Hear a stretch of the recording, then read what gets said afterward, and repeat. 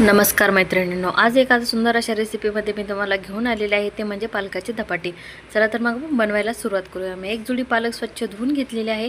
नंतर 3 ते 4 कांदे, थोडीशी कोथिंबीर, 5 ते 6 हिरव्या मिरच्या, हे सर्व साहित्य मी व्यवस्थित धुवून घेतलेलं आहे। नंतर पालक व्यवस्थित बारीक चिरून घ्यायचे आहे आपल्याला।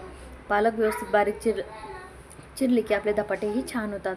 हे बघा, आणि मी 5 ते 6 कांदे मिक्सरच्या भांड्यामध्ये चिरून घेतलेले आहे। नंतर त्या मिरच्या आणि 10 ते 12 लसणाच्या पाकळ्या आणि 1 चमचा जिरं, हे सगळं वाटण मी मिक्सरमध्ये तयार करून घेतलेलं आहे। नंतर एका ताटामध्ये 3 ते 4 वाट्या गव्हाचं पीठ, 1 वाटी ज्वारीचं पीठ आणि अर्धी वाटी बेसन घेतलेलं आहे। हे सर्व साहित्य आपल्याला मिक्स करून घ्यायचं आहे व्यवस्थित।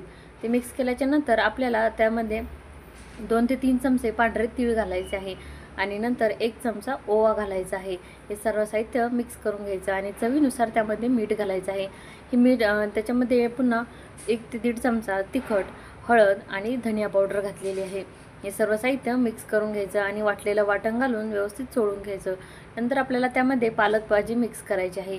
पालक मिक्स करताना काळजी घ्यायची, आपल्याला यामध्ये पाणी घालायचं नाही आहे। पहिले व्यवस्थित पालक मिक्स करून घ्यायची आणि नंतर वाटलंच तर आपल्याला थोडंसं पाणी घालून त्याचा एक कणिक बनवून घ्यायचा आहे। हे बघा, अशा पद्धतीने मी बनवलेलं आहे। नंतर एक कॉटनचा कपडा घेऊन आपल्या पोळपाटवर ओला करून अंथरून अशा पद्धतीने आपल्याला त्याचे धपाटे बनवून घ्यायचे आहे। नंतर मधोमध छिद्र पाडायचं आहे।